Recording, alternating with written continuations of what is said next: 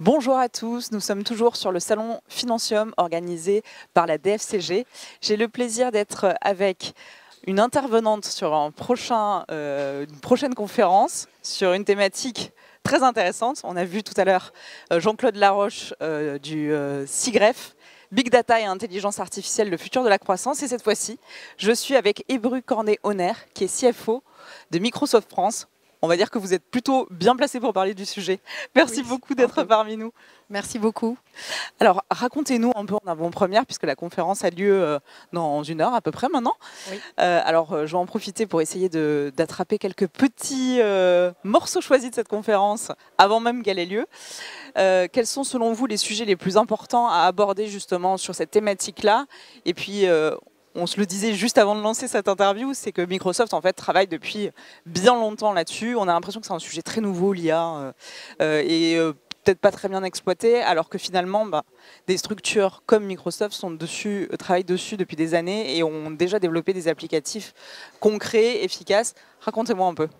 Alors c'est vrai qu'on en entend beaucoup parler maintenant et on a l'impression que c'est quelque chose qui sort de nulle part, mais Microsoft et même d'autres entreprises travaillent dessus depuis une 50aine d'années. Donc on a amélioré la machine, en fait l'intelligence au fur et à mesure des années. Mais ce dont j'aimerais parler moi aujourd'hui, c'est vraiment la transformation du métier du décideur financier, avec ces transformations technologiques qui ont eu lieu au fur et à mesure du temps, en tout cas chez Microsoft, et partager un peu, moi, mon observation. C'est vrai que ça fait 4 ans que je suis chez Microsoft, donc j'ai eu la chance de faire quelques autres entreprises avant, et c'est mon observation de comment ça se passe, et qui est complètement époustouflante, en fait, puisque le métier du financier s'est complètement transformé depuis 15 ans, et quand je compare à 90% des partenaires avec lesquels on travaille, Microsoft travaille, c'est vrai qu'ils sont dans la situation dans laquelle on était il y a 15-20 ans.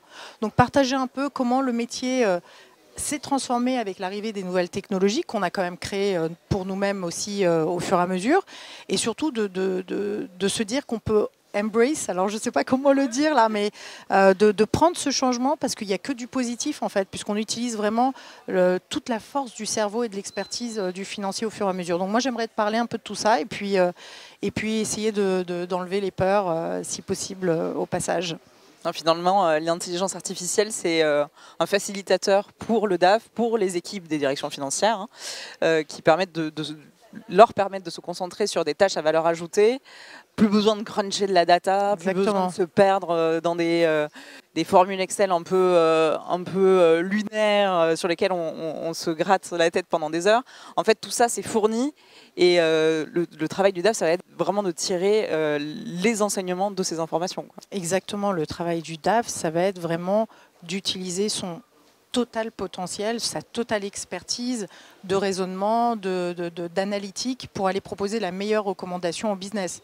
Donc en fait, le financier va devenir vraiment consultant quasiment du... Bien sûr, ça ne remplacera jamais le job du consultant qui ont une expertise pluri-industrielle, mais c'est vraiment le conseiller principal du business, puisqu'il est complètement dépouillé de toute forme de traitement de data et ne se focalise que sur la meilleure recommandation à donner. Et ça travaille aussi à l'évolution du DAF qui a vraiment pris une ampleur, mais je trouve énorme au cours de ces dernières années au sein des directions générales.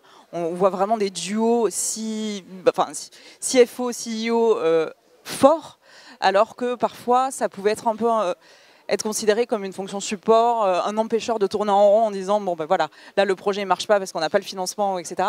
Là c'est vraiment un facilitateur de business et c'est vraiment le stratège au sein de la société qui va permettre d'insuffler l'avenir, foncer pour le business model finalement. Exactement, parce que la chance du CFO et des financiers, c'est qu'ils ne sont pas dans le business. Donc ils ont le recul, donc ils peuvent regarder de façon assez distante la performance et se dire mais est-ce qu'on est en train de faire la bonne chose? Est-ce que je mets mes euros ou mes dollars aux bons endroits et qui va me ramener le plus de bénéfices possible? Est-ce qu'on ne devrait pas faire les choses différemment? Parce qu'on a le recul, on a le pouvoir de l'analytique, on a notre raisonnement, bien sûr, c'est notre métier, c'est notre expertise. Et du coup, d'avoir ce recul permet d'avoir la bonne distance et donc d'amener une valeur que finalement, dans le passé, on n'avait même plus le temps d'amener, en fait, puisqu'on était complètement en train de juste reconstituer des chiffres.